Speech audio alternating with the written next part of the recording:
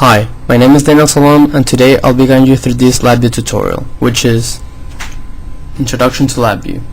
Today you will learn how to create a VI, which stands for Virtual Instrument, what is the block diagram, what is the front panel, the relation between the front panel and the block diagram, data flow in LabVIEW, how to create a project, how to add a file to a project, and how to add a sub-VI to a VI.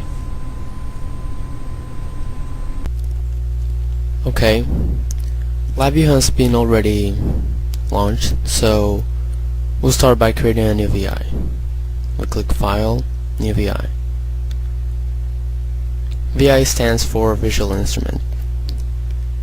Here we have the front panel. As we can see, it says here front panel, and this window shows the block diagram. To see both at the same time, we can click Window and tile up and down or left or right. I'm gonna do it up and down. So here you can see your block diagram and your front panel is up here. You can see both at the same time. The front panel is where you will add controls and indicators. With the controls you will input information such as numbers or anything you want. Indicators will show the result of the code that executed or is continuously running. The block diagram is where you write your code, or actually you design your code, since it's a graphic programming language. Okay, we'll start by adding controls and indicators to our front panel. To see the controls palette, you can right click on the front panel, you'll see it. Click here in this corner so you can have it permanently even though you click anything else. So let's see the numeric sub palette. In the numeric sub palette you have controls and indicators. These are the two simplest controls and indicators from the numeric palette. Let's add two controls to our front panel.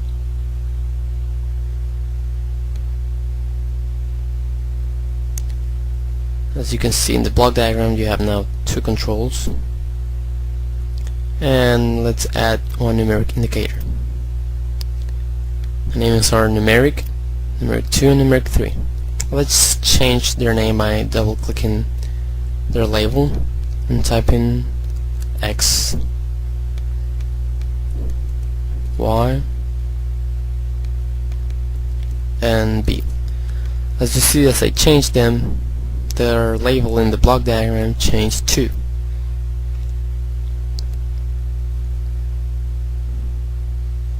Let's go to the block diagram. Right click the corner and you can have it permanently. Now let's go to the numeric sub palette, and here are all the options you have to perform operations. Let's start with just adding. Okay, we'll add X and Y, and then that value we'll multiply it by a constant. Constants are not shown in the block and the front panel. They're only shown in the block diagram. We can either add a constant by getting it from here in the functions palette, or right clicking an input of the multiplication and clicking create constant. Now the addition of the X and Y will be multiplied by 3. Now we wire the result to the indicator called B. Now we can run this VI, but let me show you. If we delete this wire, the VI cannot run since input are required in the numeric sub palette for the VI to run. If I wire it again, you can run it. If I delete this one, the BI cannot run, not because the output is not wired here, but because that output is an input for another operation. Now if you delete this one, the VI can still run. It's not required to have an indicator. Of course, the result will not be shown in the B indicator since it's not wired. Let's run the VI. We'll put for X 3 and for Y 2. So this will add 3 plus 2 and multiply that by 3, and that will be the result in B. Let's run the VI. There we go, 15. Now if you want to run it continuously, you can just click the run continuously button and it will change the value in the B indicator as you change the value in Y and X. Let's put 3 and 3. 3 plus 3 is 6 times 3 is 18. There you go.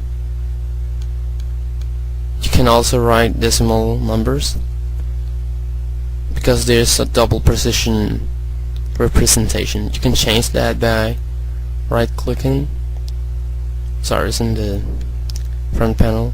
You can right click representation and you can choose, for example, integer. This would have to be a whole number, no decimals. Let's put it back to double precision. Now if you want to clean your block diagram so it can look better, you can click here in the cleanup diagram and it will fix it for you.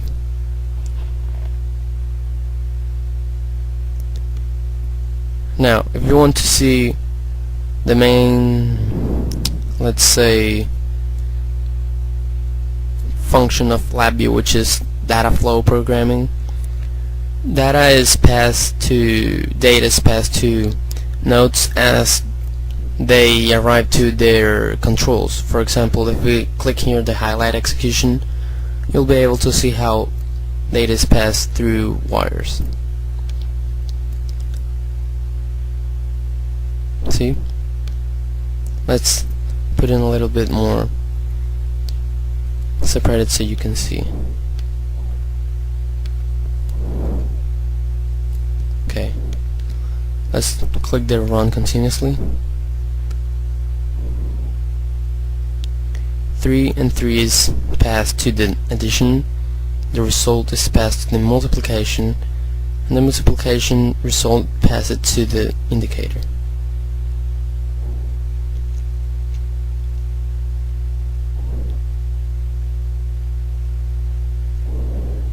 Let's stop the BI, clean it again, and let's save this as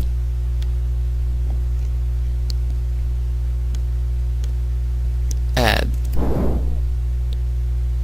Try to keep your file name for your VIs as simple as possible so you can remember what is it. Now if you close your block diagram, your program will still be there. Ctrl E to see your diagram and to change from block diagram to front panel. Now if you close your front panel, you will close your whole code. Let's create a project now. Click File, New Project. You can add VIs to your project by right clicking my computer or whatever source you have, New VI. That's how you would add a VI. You could also add file and add a VI you already created, like the one we have, add. So we have the addition and the one we're about to create. Now in here, if you want to use the one you just created, you could